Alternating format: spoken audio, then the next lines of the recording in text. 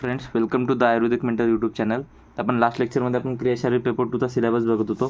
तर आपण क्रियाशारीर पेपर 2मध्ये काय बघितलं?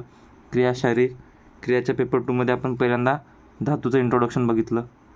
नंतर आपण दुसऱ्या लेक्चरमध्ये रस, रक्त आणि मांस धातू बघितला. नंतर आपण थर्ड लेक्चरमध्ये रस, रक्त, मांस झाल्यानंतर मेद, अस्थि, मज्जा आणि शुक्र बघितलं. नंतर आपण फोर्थ लेक्चरमध्ये आपण ओज धातू, उपधातूमध्ये 3 उपधातू बघितले आपण: स्तन्य, रज आणि त्वचा. ठीक आहे. नंतर आपण मल बघितले. मलमध्ये काय? मूत्र, पुरीश आणि स्वेद. ठीक आहे. पुरीश, मूत्र आणि स्वेद. नंतर आपण लास्ट लेक्चरमध्ये आपण मन, आत्मा, निद्रा आणि स्वप्न हे टॉपिक बघितले. जर का तुम्ही ब्लूप्रिंट बघितलं तर आयुर्वेदिक पार्टमध्ये क्रिया पेपर 2मध्ये 2 टॉपिक राहतात: आश्रय भाव आणि जो हे इंद्रिय टॉपिक आहे. तर आपल्याला ऑलरेडी हा झालेला आहे. आश्रय भाव ऑलरेडी मी संहितामध्ये घेतलेला आहे, संहिताध्यानमध्ये घेतलेला आहे. तर ते इथं घ्यायचं काही काम नाही बनत. ठीक आहे. तर ते तिथून बघून घ्या. आणि इंद्रिय टॉपिक आपला पदार्थामध्ये झालेला आहे. तर पदार्थामध्ये तो निपटून जाईल. त्याच्यामुळे तो इथं घ्यायचं काही काम नाही. सेम तोच आहे, तर तेच वापस इथं घेऊन काही फायदा नाही. ठीक आहे. आणि मी जेव्हा संहिताचे लेक्चर घेत होतो तेव्हा मी सांगितलं की तुम्ही संहिता व्यवस्थित केलं तर तुमचं ऑटोमॅटिक तुमचं क्रिया, आपण जे धातूचे जे क्षयवृद्ध्या येतात, दोषाचे स्थान वगैरे येतात, हे आपण ऑलरेडी याच्यात बघितलेलं आहे. काय म्हणतात, आपण अष्टांग हृदयमध्ये बघितलेलं आहे. तर तुम्ही असं नाही की बा खूप जगा वेगळं चालू आहे काहीतरी. जे संहितामध्ये तेच आपल्याला क्रियामध्ये, याच्यात पदार्थामध्ये तेच कामी पडणार आहे. ठीक आहे. म्हणून मी परत घेऊन काही हे नाही. तर हे तुम्हाला क्लिअर केलेलं बरं, म्हणजे ब्लूप्रिंटनुसार तुमचे काही क्वेरी येणार नाही. तर आता जे पेपर 1 होता, क्रिया पेपर 1 होता, त्यामध्ये आपण सर्व टॉपिक घेतले एक्सेप्ट आपला एक टॉपिक बाकी होता, एंडोक्राइन सिस्टम. ठीक आहे. एंडोक्राइन सिस्टम आपला टॉपिक बाकी होता. तर आता फिजिओलॉजी ऑफ एंडोक्राइन सिस्टम आपण स्टार्ट करणार आहोत. Physiology of endocrine system. ठीक आहे. तर आता हे आपण खतम करू. आपण याची नाही का, आपण ॲनाटॉमीमध्ये घेतलेलं आहे, ॲनाटॉमी ऑफ ग्लँड्स घेतलेलं आहे, ॲनाटॉमी ऑफ एंडोक्रायनॉलॉजी. आता तुम्ही हे बघा, तुम्हाला नाही का ॲनाटॉमी आणि फिजिओलॉजीमध्ये, सारखेच टॉपिक येतं. तेच सिस्टम येतात. तेच आपण ॲनाटॉमीमध्ये पण शिकतो, त्याच आपण फिजिओमध्ये पण शिकतो. बट तुम्हाला बेसिक डिफरन्स लक्षात आला पाहिजेत. बेसिक डिफरन्स की ॲनाटॉमीमध्ये आपल्याला कसं लिहायचं आणि फिजिओलॉजीमध्ये कसं लिहायचं. तर पेपर कोणता चालू आहे, क्वेश्चन नाही, पेपर काय कुठं विचारला ते पण खूप इम्पॉर्टंट आहे. ठीक आहे. फिजिओमध्ये विचारला का ॲनाटॉमीमध्ये विचारला, तर थोडंसं एक बेसिक तुम्हाला आयडिया असली पाहिजेत की ॲनाटॉमीमध्ये आपण त्याचं शेप सांगतो, स्ट्रक्चर सांगतो, त्याचे फीचर सांगतो, एक्सटर्नल फीचर सांगतो, बॉर्डर वगैरे सांगतो. ठीक आहे. आणि जेव्हा आपण याच्या दृष्टीने जातो, काय म्हणतात, फिजिओलॉजीमध्ये जातो, की फिजिओलॉजीमध्ये आपण त्याचे सेल कसे काम करतात, ते म्हणजे ऑर्गनचं फंक्शन काय, ऑर्गन कुठं आहे हे ॲनाटॉमीमध्ये, म्हणजे त्याचं फंक्शन काय आहे हे फिजिओलॉजीमध्ये. तर ठीक आहे. तर हे तुम्हाला एक बेसिक आयडिया असली पाहिजेत. आणि तुम्ही जी 11th जी ह्युमन फिजिओलॉजीचं एक युनिट आहे आपल्याला 11th बायोमध्ये. तर हे मी तुम्हाला का सांगत आहे बार की तुम्ही ते जरी रीड केलं ना, तर तुम्हाला ज्या ग्लँड्स येतात, ज्या सिस्टम येतात, जी सिस्टीमवाली आपली जी हे फिजिओलॉजी, तुम्ही ते वेळेवर जर का तुमचा समजा नोट्स नाही करणं झालं, काहीच नाही करणं झालं, तर फक्त तुम्ही त्याची जरी रीडिंग करून गेली ना, तर 11th आपण बायोमध्ये ते सर्व रीड केलं राहते. आता मेजरली सर्वांचा बायो स्ट्रॉंग राहते, बायो सर्वांना समजेल राहते. तर ऑब्व्हियसची गोष्ट आहे, ते फक्त आपल्याला एकच चॅप्टर ह्युमन फिजिओलॉजी आपण खूप चांगल्या पद्धतीने करतो. आपल्याला digestion, absorption, breathing and gases exchange, नंतर एक्सरे रिपोर्ट अँड एलिमिनेशन, नंतर शेवटचा कंट्रोल कोऑर्डिनेशन येते, ते सर्व केमिकल कंट्रोल, नंतर मसल फिजिओलॉजी पण येते, सर्व गोष्टीचा. तर फिजिओलॉजी जेवढं पण आपण बघणार आहोत ते सर्व त्याच्यात ऑलरेडी कव्हर झालेलं आहे. आता पेपर 2चा जो मॉडर्न पार्ट आहे, तो आपण लवकर स्टार्ट करणार आहोत. पेपर 2चा फक्त मॉडर्न पार्ट बाकी आहे. बाकी जवळपास आपला 1.5 म्हणजे आपलं जवळपास 60 to 70% आपला सिलेबस कव्हर झालेला आहे क्रियाचा. फक्त आता 30% बाकी आहे. 30%मध्ये सिस्टम बाकी येतात. ते सिस्टम तुम्ही करू शकता तुमच्या हिशोबानं पण, म्हणजे माझी वाट पाहायची गरज नाही की मी केव्हा लेक्चर अपलोड करीन. ठीक आहे, तर तुम्ही स्वतः करू शकता. आणि बाकी आता आपण बघणार आहोत एंडोक्रायनॉलॉजी. ठीक आहे, एंडोक्रायनॉलॉजी. तर हे तुम्हाला थोडंसं आयडिया दिला मी की आत्तापर्यंत काय झालं काय नाही झालं, म्हणजे तुम्हाला पण एक सिस्टम राहते, तुमच्या मनात पण एक बॅकमध्ये क्रिएट होते की बा आपलं काय काय झालं आणि आपल्याला काय काय वाचणं जरुरी आहे. आता सिलेबस आता तुम्ही फास्टमध्ये रिवाईज करणं चालू करा. प्रोबॅबली मी आज नाही का एक लेक्चर घेईल ज्यामध्ये मी सांगेल. आता कसं आता दिवस कमी राहिलेले आहेत, 20च दिवस बाकी येतं. तर जेवढं तुम्ही थोडं हे लास्ट लेक्चरपासून मी पण थोडंसं सांगायचा प्रयत्न करत आहे, मोटिवेशन द्यायचा प्रयत्न करत आहे. कारण की या टाईममध्ये कसं होते, आत्तापर्यंत मी जवळपास 9-10 दिवस झाले मी नाही का कंटिन्यू सिलेबस घेते, कंटिन्यू आपले टॉपिक खतम होते. तर मी आता तुम्ही जर का ऑब्झर्व केलं असेल तर मी खूप सिलेबस कंप्लीट केला. संहिता अध्ययन आपलं पूर्ण कंप्लीट झालं. पदार्थ विज्ञानचा पेपर 1 कंप्लीट झालेला आहे. रचनाशारीरचा आज रचनाशारीरचे पण लेक्चर येते. रचनाशारीरचा पण मेजर जे टॉपिक येतं, गर्भशारीर जे अवघड वाटणार येतं. बाकी तर गोष्टीचं आपण स्वतःहून करतोच. म्हणजे इम्पॉर्टंट येतं जे वेटेजवाले टॉपिक येतं ते मी आधी उचलेलं येतं. म्हणजे काय होते, तुम्हाला मी फक्त तेवढे जरी करून गेलं तरी तुमचं पासिंग होते. पासिंग कुठंच नाही अडकत तुमची. ठीक आहे, फक्त इमानदारीनं स्टडी करा, घाबरू नका, टेन्शन नका घेऊ, सर्व व्यवस्थित होणार आहे. नोट्सवर भरोसा ठेवा, माझ्यावर भरोसा ठेवा आणि सर्वात जास्त स्वतःवर भरोसा ठेवा. जास्त पॅनिक होऊन फायदा नाही. आपल्याकडं नाही केलं ना, बाकीचे झालं ना, पास्टचा विचार करून फायदा नाही. ते तुमच्या हाती आहे का? नाही ना. आता फक्त आपल्या हाती काय आहे, आपण आता डेली काम करू. डेली आपण स्टडी केला, डेलीचे वर्क डेली कंप्लीट केले. टार्गेट वाईज स्टडी करा. आणि मी तुम्हाला सांगतो की तुम्हाला आता खूप जणांना म्हणते टार्गेट वाईज स्टडी. आपण टार्गेट व्यवस्थित देतच नाही स्वतःला. आपल्याला माहीतच नसते की कोणत्या टाईमला कसं स्टडी करायला पाहिजे, काय करायला पाहिजे. तर आता या 20 दिवसात आपण कसा अप्रोच ठेवला. आता पास व्हायसाठी आता पास तर व्हायचं, सर्वांची इच्छा राहते पास व्हायची, फेल कोणाचीच व्हायची इच्छा नाही. तर पास व्हायसाठी आता आपल्याला त्या हिशोबाने मेहनत पण करायला लागते ना. आता तुम्ही फालतूच्या गोष्टी विचार नका करू की बा एवढा सिलेबस आहे, ॲनाटॉमीचा फिजिओलॉजीचा एवढा सिलेबस आहे, सर काय होईल कसं होईल. तर तुम्ही तसं नका, ती काळजी नका करू. फक्त मी ज्या पद्धतीने सांगते त्या पद्धतीनं, आणि जेवढं मी सांगते थोडं तुम्हाला रिस्क घ्यायला लागणार. तुम्ही जर का यादी वाचलेला असेल सर्व गोष्टी तर वेल अँड गुड, तुम्हाला फायदाच होईल. पण नसतील वाचल्या तर मग मी ज्या पद्धतीने सांगते त्या पद्धतीने मी जे टॉपिक सांगते ते टॉपिक तर करून जा. इम्पॉर्टंट टॉपिक मी सांगतो ना तुम्हाला की ॲनाटॉमीमध्ये काय टॉपिक करून जा, कोणत्या टॉपिकवर जास्त वेटेज द्या, कोणत्या टॉपिकवर तुम्ही सोडून द्या. फक्त मी म्हणत आहे सोडून द्या तर सोडून द्या, डोकं न घालो की सर काहून कसं काय. तुम्हाला करायचं तर मग करत बसा सर्व. मग माझं काय काम आहे, मग तुम्हीच करत बसा ना. फक्त जर का मी सांगत आहे काहीतरी तर त्याच्यामागं काही ना काही मी विचार करूनच सांगत असतील. तर फक्त थोडा माझ्यावर ट्रस्ट ठेवा. आत्तापर्यंत मी ट्रस्ट कुठंच ब्रेक नाही केलेला. तर तुम्ही पण थोडंसं ट्रस्ट ठेवा आणि थोडा विश्वास ठेवा, होऊन जाईल. सोबत आपण इतकं सर्व कवर करते. अजून 20 दिवस आहे. 10 दिवसात मी तुम्हाला खूप काय दिलं. आता 20 दिवसात तर मी आता तर मेन आपली प्रिपरेशन अजून बूस्टअप करायचा टाईम आहे. आता तर आपल्याला अजून मेहनत करायचा टाईम आहे. आता मेहनत वाढवायचा काम आहे. आता खचून जाऊन फायदा नाही. ठीक आहे, तर चला आता आपण टॉपिक बघू आजचा. आता आपल्याला आज भरपूर काम आहे, तर आज आपण एक टॉपिक आता चालू करू. ठीक आहे, तर आपलं टॉपिक आहे फिजिओलॉजी ऑफ एंडोक्राइन ग्लँड्स. तर याच्यात general introduction to endocrine system, म्हणजे एंडोक्राइन सिस्टम काय आहे त्याचं बघू. Physiological activity of the body control by 2 mechanism. जी आपल्या बॉडीची फिजिओलॉजी ती 2 मेकॅनिझम होती, एक नर्वस होते आणि एक एंडोक्राइनल होते. ठीक आहे, नर्वस सिस्टम आपण बघितलेले already. Nerves do not innervate all cells of the body and cellular functions need to be continuously regulated.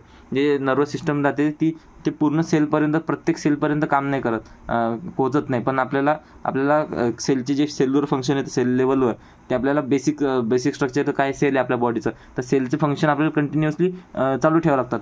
तर त्याच्यासाठी एक स्पेशल काइंड ऑफ कंट्रोल आणि कोऑर्डिनेशन आणि इंटिग्रेशन असते. त्याच्यासाठी काय राहते त्याला काय म्हणतात, आणि हे कशामुळे होते, हे सर्व कॅरीड आउट होते हार्मोन्समुळे. The neural system and the endocrine system jointly coordinate and regulate the physiological function of the body. ठीक आहे, नंतर ग्लँड्स अँड हार्मोन काय राहतात. The endocrine gland synthesises and store the hormone. Endocrine glands काय करतात, synthesise करतात आणि हार्मोनला स्टोअर करतात. This glands have sensing and signalling system which regulate the duration and magnitude of the hormone release via feedback from the target sale. जेव्हा target सेलमधून काहीतरी feedback येते तेव्हा ह्याचे ग्लँड्स येतात, ह्याचे ग्लँड सेल येतात, त्याच्याकडे सेन्सिंग राहते, ते त्याच्यावर ते ॲक्ट करून ते हार्मोन रिलीज करतात. ठीक आहे, नंतर endocrine system broadcast the its hormonal message to essentially all cells by secretion into blood and extra cellular fluid. तर ग्लँड्समध्ये एक्झोक्राइन ग्लँड राहतात आणि एंडोक्राइन ग्लँड राहतात. तर एक्झोक्राइन ग्लँड काय राहतात, ते त्या डक्टलेस ग्लँड राहतात. त्या नाही का डायरेक्ट हे करतात, त्या डक्ट थ्रू काम करतात. ज्या हे येतं काय म्हणतात एंडोक्राईन ग्लँड्स येतं. एंडोक्राईन ग्लँड्स काय करतात, त्या डक्टलेस ग्लँड राहतात. हे काय करतात, त्याचं जे हे येतं एक्सक्रिशन येते कुठं पोर करतात, ब्लडमध्ये. आणि ब्लड तुम्हाला माहिती आहे, ब्लड तर सर्व सेलपर्यंत जाते. ब्लड व्हेसल्स आपल्या सर्व शरीरापर्यंत येतात. तर ब्लड थ्रू नाही का ते आपलं काम टार्गेट सेलपर्यंत नेते. ठीक आहे. नंतर ते रिसेप्टर फॉर हार्मोन्स, आज जे हार्मोन्स राहतात त्यासाठी सेलवर, प्रत्येक सेलवर नाही का एक हे राहतात, रिसेप्टर्स राहतात. त्याच्यामुळे ते काम करतात. कशानं, रिसेप्टरवर लॉक अँड की मेकॅनिझमनं, म्हणजे हे जे हार्मोन येते त्याच्यावर बाइंड होते आणि त्याच्यानुसार ते एक इंट्रासेल्युलर रिस्पॉन्स जनरेट होते. मग ते सेलवर जिथं काम आहे तिथं टार्गेट सेलवर जाऊन त्याचं वर्क परफॉर्म करते. ठीक आहे. तर हे काय रिसेप्टर हार्मोन्स काय राहतात, केमिकल प्रोडक्ट्स राहतात ना. ठीक आहे. तर तेच आपल्या शरीरामध्ये काम करतात. नंतर functions of endocrine system. Endocrine सिस्टमचे काय फंक्शन आहे, maintenance of internal environment in the body by maintaining the optimum biochemical environment. जे आपण होमिओस्टॅसिस टॉपिक बघितलेला आहे, फर्स्ट टॉपिक आपण होमिओस्टॅसिस बघितलेला आहे, की जे इंटरनल एन्व्हायरमेंट आहे बॉडीचं ते मेंटेन करणं किती जरुरी आहे. तर त्यासाठी जे पण तिच्यामध्ये नाही का एंडोक्राईन सिस्टमचा एक खूप इम्पॉर्टंट रोल आहे. ठीक आहे. नंतर ते integration and regulation of growth and development. जे आपलं ग्रोथ जी डेव्हलपमेंट आहे आपल्या बॉडीची, ते कोण मेंटेन करते, हार्मोन्स मेंटेन करतात. हार्मोन्समुळे मेंटेन होते. नंतर control maintenance and investigation of sexual reproduction including gametogenesis, coitus, fertilisation, foetal growth and development and nourishment of the newborn. म्हणजे ह्या सर्व ज्या गोष्टी येतात ह्या कशामुळे होतात, या हॉर्मोन्सच्या फंक्शनमुळेच होतात, हॉर्मोन्समुळेच घडून येतात. ठीक आहे. आता आपल्याला हॉर्मोन्समुळे माहीत पण की आपल्या ज्या फिलिंग्स येतात, ज्या पण गोष्टी येतात, त्या पण सर्व कशामुळे कंट्रोल होतात, ते सर्व आपल्या हॉर्मोन्समुळे कंट्रोल होतात. आता सर्वांना डोपामिन, सेरोटोनिन हे तर हार्मोन माहीतच येतं की हे डोपामिन आपल्यासाठी किती काम. आता डोपामिन तर जवळपास सर्वांना माहिती की डोपामिन आपल्याला फिलिंग्स, इमोशन्स फील करायसाठी किती हेल्प करते. ठीक आहे. तर डोपामिनचे भरपूर काम येतं.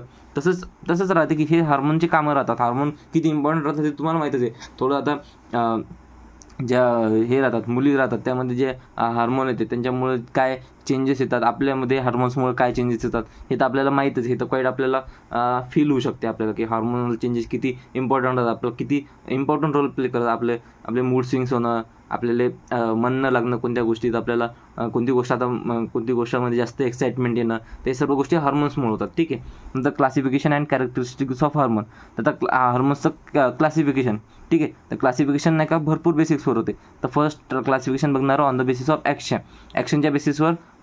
त्याचे 3 प्रकार पडतात, एंडोक्राईन, पॅराक्राईन आणि ॲपोक्राईन. ठीक आहे. एंडोक्राईन सिस्टम काय करतात, hormone distributed in blood and binds to distant target cell. म्हणजे काय, हार्मोन जे येतात ते कशामध्ये जातात, ब्लडमध्ये पोर गेले जातात आणि ते कुठं जाऊन बाइंड होतात, एकदम जे दूर टार्गेट सेल आहे तिथं जाऊन बाइंड होतात ब्लड थ्रू. नंतर पॅराक्राईन म्हणजे काय, हार्मोन नाही का लोकली काम करतात. कशानं, by diffusion its source to target cell. म्हणजे टार्गेट सेल आणि हे जवळ राहतात, नेबरहूडमध्ये राहतात. तर पॅराक्राईन. ॲपोक्राईन करते hormone acts on the same cell that produce it. म्हणजे जी सेल त्याला प्रोड्यूस करते त्याच सेलवर ते काम करतात.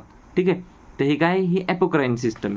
ठीक आहे. नंतर on the basis of action. नंतर on the basis of chemical नेचरच्या इम्पॉर्टंट आहे. हे आपण 11th मध्ये पण सुद्धा बघितलेलं आहे की पेप्टाईड, प्रोटीन किंवा polypeptide hormone composed of amino acids, water soluble and cannot cross the cell membrane, they binds to cell receptor. तुम्हाला माहिती आहे की सेल ही हे राहते, काय म्हणतात, लिपिड लेअर राहते. लिपिड बाय लेअरची आपली सेल मेम्ब्रेन राहते. तर जे लिपिड नेचर आहे तर तुम्हाला माहिती आहे सोल्युबिलिटी सेम सोल्युबल होतात. म्हणजे त्याच्यात आपण फॅट सोल्युबल आणि वॉटर सोल्युबल हे कन्सेप्ट आपल्याला माहिती आहे. ठीक आहे. तर याचे एक्झाम्पल काय, तर पेप्टाईडचे insulin, glucagon, pituitary hormones, hypothalamic hormones et cetera. हे सर्व कशाचे एक्झाम्पल येतं, हे तर पेप्टाईड प्रोटीन पॉलीपेप्टाईड टाईपचे. तर steroid hormone derived from cholesterol. Steroid hormone कशापासून डिराइव्ह होतात, कोलेस्ट्रॉलपासून. लिपिड सॉल्युबल राहतात, can cross cell membrane, bind to intracellular receptor. हे काय, सेल मेम्ब्रेन क्रॉस करून जातात आणि जे इंट्रासेल्युलर, जे सेलमध्ये जे रिसेप्टर राहतात त्याला बाइंड होतात. आणि जे बाहेर जे वॉटर सोल्युबल राहतात ते बाहेरचे जे सेलच्या बाहेरचे जे हे राहतात, रिसेप्टर राहतात, त्याला काय म्हणतात, एक्स्ट्रा सेल्युलर रिसेप्टर म्हणतात. ठीक आहे. नंतर याचे एक्झाम्पल काय, कॉर्टिसोल, टेस्टोस्टेरॉन, इस्ट्राडायल आणि प्रोजेस्टेरॉन. ठीक आहे. हे जवळपास हार्मोन येतं, स्टिरॉइड हार्मोन येतं. नंतर आयडोथायरोनिन्स किंवा थायरॉइड हार्मोन. जे थायरॉइड हार्मोन येतं ते derived from amino acid, tyrosine आणि ट्रिप्टोफॅन. हे जे अमिनो ॲसिड आहेत त्याच्यापासून डिराइव्ड होतात. ठीक आहे. Can be water soluble or lipid soluble, हे वॉटर सोल्युबल पण असू शकतात आणि लिपिड सोल्युबल पण असू शकतात. एक्झाम्पल काय, जे टायरोसिन डेरिव्हेटिव्ह जे थायरॉइड हार्मोन्स T3 T4 किंवा इपिनेफ्रिन नॉर इपिनेफ्रिन, हे काय तर ॲड्रेनॅलिन येतं. यालाच काय म्हणतात, ॲड्रेनॅलिन आणि नॉर ॲड्रेनॅलिन म्हणतात. ठीक आहे. नंतर इथे ट्रिप्टोफॅन डेरिव्हेटिव्हमध्ये काय ते सेरोटोनिन आणि मेलाटोनिन, हे कशात येतं, ट्रिप्टोफॅन डेरिव्हेटिव्हमध्ये. ठीक आहे. नंतर ते फॅटी ॲसिड डिराइव्ड हार्मोन, याला काय म्हणतात, युकॅनोसाइड्स म्हणतात. युकोसॅनॉइड म्हणतात. डिराइव्ड फ्रॉम कशात होतं ते, जे ॲरेक्डोनिक ॲसिड असते, ॲरेक्डोनिक ॲसिड राहते त्याच्यापासून डिराइव्ड होतात. कशापासून, ॲरेक्डोनिक ॲसिड. हे आपल्याला MCQसाठी विचारू शकतात आणि आपल्याला लक्षात पण ठेवावं लागते. ॲक्ट ॲज लोकल हार्मोन, हे काय होतात, लोकल हार्मोन ॲक्ट करतात, जसं की ऑटोक्राईन आणि पॅराक्राईन. ठीक आहे. नंतर इथे याच्यात काय येते, प्रोस्टाग्लॅन्डिन्स, ल्युकोट्राईन्स आणि काय म्हणतात, थ्रोम्बोबॉक्सिन्स. ठीक आहे. तर हे तुम्हाला एक्झाम्पल माहीत पाहिजे त्याचे. ठीक आहे. नंतर आपलं नेक्स्ट क्लासिफिकेशन आहे on the basis of mechanism of action. तर मेकॅनिझम ऑफ ॲक्शनच्या बेसिसवर काय, hormone acting via cell surface or receptor, याला काय म्हणतात, सेकंडरी मॅसेंजर सिस्टम. कशानं, जे सेल मेम्ब्रेनवर हार्मोन्स आहेत ते सेलच्या सर्फेसवर ॲक्ट करतात. तर वॉटर सोल्युबल हार्मोन म्हणजे पेप्टाइड हार्मोन्स आणि कॅटेकोलामाइन्स, हे काय राहतात, use secondary messenger like CMP, cyclic AMP, cyclic GMP और कॅल्शियम फॉर सिग्नल ट्रान्सडक्शन. ठीक आहे. एक्झाम्पल काय, insulin via tyrosine kinase receptor, epinephrine via G protein coupled receptor, हे रिसेप्टरचे नाव येतं. ठीक आहे. नंतर इथे hormone acting via intercellular receptor, आता नेमकंच आपण बघितलं, जे लिपिड सॉल्युबल हार्मोन्स राहतात जसं की स्टेरॉइड हार्मोन, थायरॉइड हार्मोन, हे काय करतात, directly influence the gene expression by binding to DNA. आता तुम्हाला माहिती आहे की आपण 11th-12मध्ये पण बघितलं आहे की जर का आपल्याला इम्युन रिस्पॉन्स करायचा असेल तर इम्युन रिस्पॉन्स कशाने नव्हते, आपले जे सेल येतं, सेलमध्ये आपल्या हे राहते, सेलमध्ये आपल्या न्यूक्लियसमध्ये क्रोमोझोम्स राहतात, DNA राहते. तर ते काय करते, त्याच्यातमध्ये RNA राहतात, DNA राहतात, तर ते प्रोटीन सिंथेसिसचं काम करतात. जे पण काम येतात, जे पण आपला रिस्पॉन्स आहे ते केमिकलच्या थ्रूच राहणार आहे ना. तर केमिकल जे पण केमिकल येतात, अमिनो ॲसिड असतील, प्रोटीन्स असतील, याचं प्रोडक्शन कोण करेल, हे RNA वगैरे करतील. त्याला प्रोडक्शन करायला लावल कोण, याच्यासाठी मेसेंजर येतात, हार्मोन येतात. तर हार्मोनचं बाइंडिंग वगैरे ते प्रोसेस आपण सर्व बघितलेलं येतात. ठीक आहे. ते आपल्याला थोडं माहिती आहे. याचे एक्झाम्पल काय, कॉर्टिसोल आणि थायरॉक्सिन. ठीक आहे. नंतर इथे physiology of all endocrine system, their function and their effects. आता आपण एक जे ग्लँड्स येतात, जे पण आपले एंडोक्राईन ग्लँड्स येतात, जे इम्पॉर्टंट एंडोक्राईन ग्लँड्स येतात, ते सर्वांची आपण माहिती बघणार आहोत. थोडंसं ट्राय करा समजून घ्यायचं. आता एक गोष्ट तुमच्यासाठी, एक इम्पॉर्टंट गोष्ट, आता मी जेव्हा ज्या पण नोट्स बनवतोय, इम्पॉर्टंट गोष्ट, त्यामध्ये नाही का मी डायग्राम्स इन्क्लूड करत नाही आहे. ज्या सोप्या त्या मी इन्क्लूड करायचा प्रयत्न करत आहे थोड्याशा, बट डायग्राम इन्क्लुडेड नाही था. बट तुम्हाला सर्व गोष्टीच्या डायग्राम बघणं आवश्यक आहे. तुम्हाला मिनिमम आन्सरमध्ये एखादी डायग्राम आली पाहिजे. ॲनाटॉमीमध्ये डायग्राम्स खूप इम्पॉर्टंट येतात. ॲनाटॉमी असो, फिजिओलॉजी असो, तुम्हाला डायग्राम्स येणं जरुरी आहे. त्यांना प्रेझेंटेशन इन्क्रीज व्हायला हेल्प होते. आता मी जर का करत बसलो तर मला खूप टाईम लागल. तर आता म्हणून आता माझ्याकडे एवढा टाईम नाही आणि मला सर्व डिलिव्हर पण करायचं. तेवढे डायग्राम्स तुम्ही बघू शकता. डायग्राम्स कुठून बघू शकता, ते 11th जे बायोलॉजीनं त्यात सिम्पल डायग्राम दिलेले आहेत. सर्व तुम्हाला एक्झाम्पलमध्ये दाखवतो. मी त्यासाठी तुमच्यासाठी बुक मी रेफर करते. तुम्हाला याचे जे PDF येतात, PDF मी तुम्हाला देऊनच टाकतो. याचे PDF तुम्ही ऑनलाईन पण शोधू शकता किंवा मी तुम्हाला वापस जसे नोट्स आपल्या हे केलेले येतात त्याच प्रकारे मी तुम्हाला हे पण हे करतो. वेटा जसं तुम्ही बघसा, हे ह्युमन एंडोक्राईन सिस्टम, याच्यामध्ये आपले पिनियल ग्लँड, थायरॉइड ग्लँड, नंतर पॅनक्रियाज, ॲड्रिनल ग्लँड, नंतर ओव्हरीज, टेस्टीज, हे सर्व गोष्टी राहिला. नंतर हायपोथॅलॅमसचं आपल्याला एक्झाम्पल, हायपोथॅलॅमस नाही माहीत आपल्याला, पण आपल्याला हे बघा, हे आपल्याला पिट्युटरी ग्लँडचं आपल्याला डायग्राम दिलेले. पिट्युटरी डायग्राम ती आपल्याला आली पाहिजे. नंतर ही थायरॉइड ग्लँडची, हे थायमस ग्लँड आहे, थायरॉइड ग्लँडची आपल्याला डायग्राम माहीत पाहिजे. नंतर पॅराथायरॉइड ग्लँड येते, पॅराथायरॉइड ग्लँडची आपल्याला डायग्राम माहीत पाहिजे, पॅराथायरॉइड ग्लँड कुठं राहते. ठीक आहे. तर ह्या सर्व गोष्टी, ही ॲड्रिनल ग्लँड आहे, तर ह्या डायग्राम जरी तुम्हाला आल्या, ह्या डायग्राम तुम्ही सिम्पल काढल्या तर तुमचं काय होईल, तुमचं प्रेझेंटेशन इन्क्रीज होईल, अजून तुमचं थोडंसं मार्क वाढतील. तर ह्या गोष्टी सांगायची होत्या, ह्या गोष्टी तुम्ही लक्षात ठेवा. आता पाहू, it is the basal part of the diencephalon. हे काय, बेसल पार्ट ऑफ द डायन्सिफलॉनमध्ये प्रेझेंट राहते.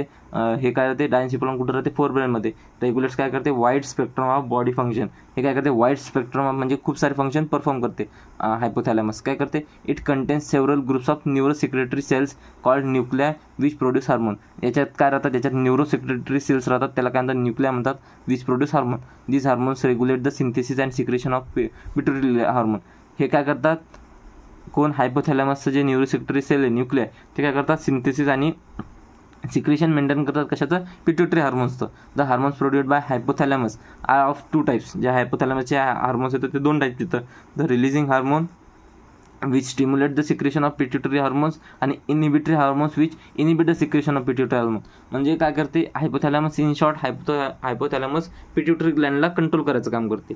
ठीक आहे, तर ते 2 प्रकारे करू शकते. एक तर त्याला स्टिम्युलेट करू शकते किंवा त्याला इनिबिट करू शकते. ठीक आहे, फॉर एक्झाम्पल काय hypothalamic hormone call gonadotropin releasing hormone, याला काय म्हणतात GnRH. ठीक आहे, हे काय करते stimulates the pituitary synthesis and release of गोनॅडोट्रॉपिन.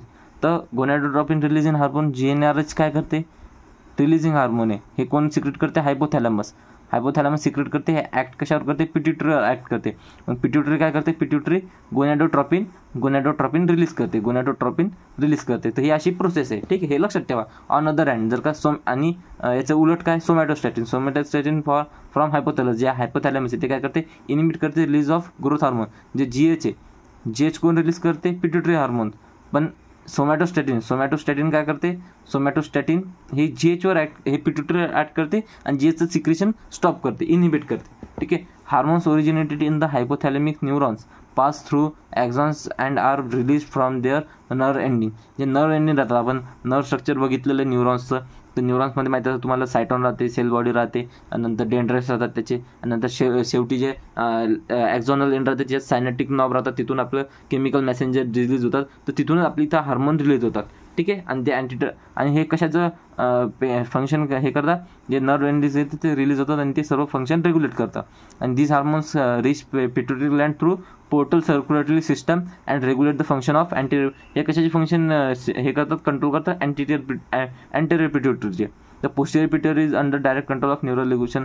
हे बघ, जे न्यूरोसेक्टरी सेल येतं ते नाही का डक्ट थ्रू हे करतात, कोणती सिस्टम थ्रू, जे पोर्टल सर्क्युलेटरी सिस्टम आहे ते रेग्युलेट करतात अँटेरियर पिट्युटरीचे फंक्शन. आणि जे पोस्टेरियर पिट्युटरी राहते ती डायरेक्ट कंट्रोलमध्ये कशाच्या राहते, याच्या हायपोथॅलॅमसच्या डायरेक्ट कंट्रोलमध्ये राहते. ठीक आहे, तर हे तर तुम्ही समजू शकता. म्हणजे दोन्ही सर्व कंट्रोल कशाच्या येतात, हायपोथॅलॅमसच्याच कंट्रोलमध्ये येतात. पण जे अँटेरियर ती इनडायरेक्ट कंट्रोलमध्ये आणि जे पोस्टेरियर पिट्युटरी ते डायरेक्ट कंट्रोलमध्ये. ठीक आहे, हे झालं हायपोथॅलॅमस हार्मोन. इम्पॉर्टंट आहे, तर सर्व लक्षात ठेवायचं. Pituitary gland is located in bony cavity call sella turcica and attach to hypothalamus by a stalk. ठीक आहे, it is divided anatomically into adenohypophysis and neurohypophysis. Adenohypophysis consist of 2 portion, pars distalis and pars intermedia. Pars distalis काय, anterior pituitary and produces hormone like growth hormone, prolactin, हे सर्व important येतं. ठीक आहे, नंतर thyroid stimulating hormone, नंतर इथं ॲडिनोकॉर्टिकोट्रॉइड hormone म्हणजे ACTH, the luteinising hormone LH, नंतर फॉलिकल स्टिम्युलेटिंग हार्मोन FSH. ठीक आहे, नंतर पार्स इंटरमिडिया काय करते, इज ऑलमोस्ट जे पार्स इंटरमिडिया ते ऑलमोस्ट पार्स डिस्टॅलिससोबत हे राहते, काय राहते, अटॅच राहते, मर्ज राहते. नंतर न्यूरोहायपोफायसिस म्हणजे याला काय म्हणतात, पार्स नर्वोसा म्हणतात. Also known as posterior pituitary.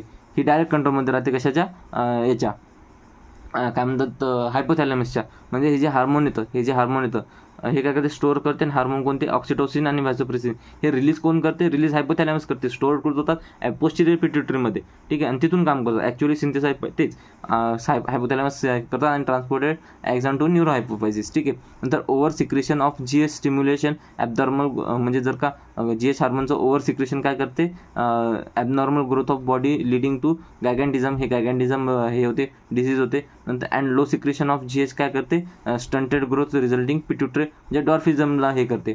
ठीक आहे, नंतर येते excess secretion of GH in middle एजमध्ये जर का जास्त GH सिक्रेशन झालं तर हे काय करते, सेव्हरल डिस्फिगरमेंट, स्पेशली फेसचं डिस्फिगरमेंट हे करते, त्याला काय म्हणतात, ॲक्रोमेगॅली म्हणतात. Which may lead to serious complication and premature death if unchecked. आणि हे जास्त करून अनचेक्टच राहते, कारण की आपल्याला अर्ली डिटेक्टच होत नाही. जेव्हा त्याचे इफेक्ट प्रोड्यूस करणं चालू करते, सिम्पटम्स दाखवणं चालू करते, तोपर्यंत जास्त लेट झालेलं राहते. ठीक आहे, ते अर्ली डिटेक्टच होत नाही.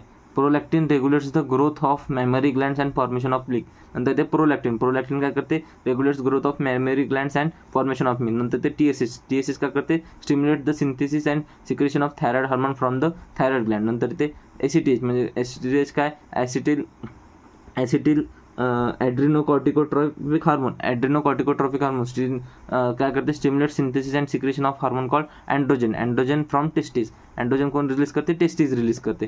ठीक आहे. In males FSH and androgens regulate spermatogenesis. In female LH induces ovulation and fully mature follicles, Graafian follicles, and maintains the corpus luteum formed by remnants of the graphene follicles after ovulation. The FSH in females stimulates growth and development of ovarian follicles. MSH काय melanocyte stimulating hormone acts on melanocyte melanin containing cells and regulate the pigmentation of the skin. Skin चं pigmentation maintain करते. Oxytocin जे acts on smooth muscles of the our body and stimulates their contraction. ठीक आहे. In females it stimulate काय करते, a vigorous contraction of uterus at the time of child birth, milk injection from mammary gland. हे काय करते, child बर्थच्या व्यक्ती oxytocin हे करते, युटेराइन कॉन्ट्रॅक्शन हेल्प करते आणि मिल्क इंजेक्शन मॅमरी ग्लँडमधून हे करायसाठी 2 कामं करतात. The vasopressin acts mainly at the, आणि ऑक्सिटोसिन आणि व्हॅसोप्रेसिन कोण रिलीज करते, म्हणजे सिंथेसाइज करते हायपोथॅलॅमस, स्टोअर्ड होतात कशामध्ये, पोस्टिरियर पिट्युटरीमध्ये. त्याला काय म्हणतात, न्यूरो हायपोफायसिस म्हणतात. तर हे तुम्हाला लक्षात ठेवावं लागेल सर्व गोष्टी. The vasopressin acts on mainly at kidney and stimulates reabsorption of water and electrolyte by distal tubules and thereby produces loss of water through urine. याला काय म्हणतात, डायुरेसिस म्हणतात. ठीक आहे, आपण बघितलेलं आहे. The hence it is called anti directed hormone म्हणतात, काय म्हणतात, अँटी डाययुरेटिक हार्मोन म्हणतात. ठीक आहे. नंतर an impairment affecting synthesis or release of ADH results in a diminished ability of kidney to conserve water leading to water loss and dehydration. This condition is known as diabetes insipidus. ठीक आहे. Diabetes insipidus कशामुळे होते, ADHच्या जर का व्यवस्थित release नाही झालं, ADH release नाही झालं तर त्याच्यामुळं डायबिटीस इन्सिपिडस होऊ शकते. नंतर नेक्स्ट ग्लँड येते pineal Gland. Pineal Gland important आहे आणि छोटी आहे, जास्त काही नाही. Pineal Gland is located on the dorsal side of forebrain. कशात लोकेशन काय, डॉर्सल साइड ऑफ फोरब्रेन. आता जेव्हा आपण पिनियल ग्लँड बघितली होती त्याच्यात आपण सर्व डिटेलमध्ये बघितलं होतं. ठीक आहे, ॲनाटॉमीमध्ये. पण इथं आपण ते करणार का नाही, इथे त्याचे फंक्शन बघणार आहोत. Pineal gland secrete hormone called melatonin. Melatonin काय करते, इम्पॉर्टंट रोल प्ले करते in the regulation of 24 diurnal cycle rhythm of the body. जे आपलं जे झोप स्लीप वगैरे जे आहेत ते आपलं जे 24 घंटे आपलं जे फंक्शन राहतात, काम राहतात, ते मेंटेन करायचं काम करते पिनियल ग्लँड करते. For example, it helps in maintaining the normal rhythms of the sleep wake cycle. नंतर बॉडी टेम्परेचर, हे बॉडी टेम्परेचर मेंटेन करायचं काम कोण करते, पिनियल ग्लँड. पिनियल ग्लँडमध्ये कोण करते, मेलॅटोनिन करते. ठीक आहे, लक्षात घ्या. In addition of melatonin also influence metabolism, pigmentation and menstrual cycle as well as defence capability. हे याच्यासोबत काय करते, स्लीप वेक सायकल आणि बॉडी टेम्परेचर सोबत मेटाबॉलिझम पण मेंटेन करते, पिगमेंटेशन मेंटेन करते, मेन्स्ट्रुअल सायकल मेंटेन करते आणि डिफेन्स कॅपेबिलिटी पण आपल्या इम्प्रूव्ह करते. ठीक आहे. तर इथपर्यंत झालं आपलं. इथपर्यंत आपण बघितलं मेन कोणत्या ग्लँड बघितले आपण. पहिल्यांदा हायपोथॅलॅमस बघितलं, पहिल्यांदा आपण जनरल इंट्रोडक्शन बघितलं, क्लासिफिकेशन वगैरे बघितलं, ग्लँड्स काय राहते, एंडोक्राइन सिस्टम काय राहते ते बघितलं. नंतर आपण सर्व त्याचे टाईप्स बघितले, क्लासिफिकेशन बघितले, ऑन बेसिस ऑफ ॲक्शन बघितलं, नंतर त्याच्या केमिकल नेचरवर बघितलं, नंतर आपण त्याच्या याच्यावर बघितलं काय म्हणतात, वर्क काय करतात, कसं करतात, प्रायमरी येतं, सेकंडरी येतं, कसे ॲक्ट करतात, एक्स्ट्रा सेल्युलर येतं, इंट्रासेल्युलर येतं, ते बघितलं आपण. त्याच्यानंतर आपण ह्याच्यावर बघितलं, नंतर आपण हायपोथॅलॅमस बघितला, नंतर आपण पिट्युटरी ग्लँड बघितला, नंतर आपण आता पिनियल ग्लँड बघितला. तर इझी आहे, तर जास्त हार्ड नाही. तर आज आपण इथंच थांबू. नंतर नेक्स्ट लेक्चरमध्ये मी तुमच्या बाकीच्या जेवढ्या पण ग्लँड्स बाकी येतात ते सर्व मी एका याच्यात संपवायचा ट्राय करेल. ठीक आहे. तर आता थोडा सेकंड व्हिडिओ थोडा लंबा होऊ शकते, बट ॲडजस्ट करा, शिकून घ्या, एका याच्यात कवर होऊन जाते. आता इंट्रोडक्शन इम्पॉर्टंट होतं, इथपर्यंत घ्या. 3 इम्पॉर्टंट ग्लँड येतात, नंतर थायरॉईड, पॅराथायरॉईड, बाकीच्या पण ज्या ग्लँड्स येतात ते सर्व आपण एका याच्यात घेऊन टाकू. ठीक आहे. चालते का, नेक्स्ट लेक्चरमध्ये भेटू. ते थोडं लेक्चर फास्ट होईल, तर तयार राहा, माइंडमध्ये तयार राहा. तुम्हाला बाकी सर्व नोट्स प्रोव्हाइडेड येतात. नोट्स मी आधीच जसे नोट्स प्रिपेअर झाल्या तसे मी ग्रुपवर अपडेट करणं चालू येतात. तर ते कशासाठी अपडेट करणं चालू येतात की न्यू नोट्स ॲड झाल्या तर त्या रीड करा, त्याच्यासाठी टाकणं चालू आहे. तर म्हणून नाही का, जे आपण लेटेस्ट अपडेट येतात, नोटिफिकेशन येतात, त्याच्यासाठी तुम्ही ग्रुपवर जॉईन राहा. मी ग्रुपवर तुम्हाला कवाच फालतू मेसेज केलेला दिसला नाही. फक्त ज्यांनी डाऊट विचारले त्याच्या डाऊटच्या याच्यासाठी, आणि जे मी व्हिडिओ पोस्ट करतो त्याच्या शेअरिंगसाठी. कारण की मी व्हिडिओ पोस्ट करणं माझं टाईम नसते, मी जेव्हा पण शूट झालं तर मी मॉर्निंगला करतो, म्हणजे दुपारून करतो. कधी कधी आता सध्या माझे प्रॉब्लेम चालू आहेत थोडे, म्हणून मी सकाळच्या टाईमले मेजरली करतो आणि दुपारच्या टाईमले कालच केलं, नाहीतर मी संध्याकाळच्या टाईमले जास्त करतो. लेट नाईट व्हिडिओ अपलोड होतात. तर मग ते नोटिफिकेशन पोहोचण्यासाठी तुम्ही ग्रुपमध्ये अवेलेबल असले तर, कारण की यूट्यूबचे कसे नोटिफिकेशन यायला लेट होते, कोणी ॲक्टिव्ह करून ठेवत नाही तर नोटिफिकेशन ते इरिटेट वाटते कोणाकोणाला. तर त्याच्यामुळं टेलिग्रामवर जॉईंट राहतं की तुम्ही हे पण करू शकता, कॉन्टॅक्ट पण करू शकता आणि तुमच्या नोट्स ज्या आहेत तुमच्या डाऊट पण समजते आणि मला पण थोडं मोटिवेशन मला पण भेटते की बा चला ठीक आहे, मुलं आहेत, दिसतंय. हिच्यावर कसं माहिती आहे का, टेलिग्रामवर थोडंसं दिसते राहते की बा नाही एवढे मुलं आहेत एवढे. आता यूट्यूबवर तर एवढं काही फिलिंग येत नाही मला. मुलं कमेंट पण करत नाहीत. आता जे कमेंट करतात त्याच्यावरून आयडिया लागते. तुम्ही कमेंट करत ना काही नाही, पण मला त्याच्या अपेक्षा नाही काही. पण तुम्ही फक्त तुमचं डाऊट विचारा मला. माझं म्हणणं आहे की तुम्हाला समजलं का नाही हे. आता मला टेलिग्रामवर होतं कोणी काही डाऊट विचारायला आलं तर मग मी तिथंच विचारून घेतो की बा तुम्हाला समजत आहे का नाही. मग त्यांना समजते की बा काही चेंजेस करायचे का नाही. बाकी तर मी माझ्या प्रोसेसनं मी करतच आहे, पण तुम्ही जर का काही सजेशन द्याल तर मग मी अजून बेटरमेंट होऊ शकते. फक्त तुम्हाला डिलिव्हर होणं इम्पॉर्टंट आहे. नाहीतर मी इथं शिकवत बसून तुम्हाला समजेनच नाही, असं नको व्हायला. ठीक आहे, चालतं. आपण नेक्स्ट लेक्चरमध्ये भेटू. काळजी घ्या, स्टडी करा, सर्व व्यवस्थित होणार आहे. काही हे टेन्शन नका घेऊ. ठीक आहे, बाकी मी सोबत हाऊस तुमच्या. काही डाऊट आला तर विचारा. ठीक आहे.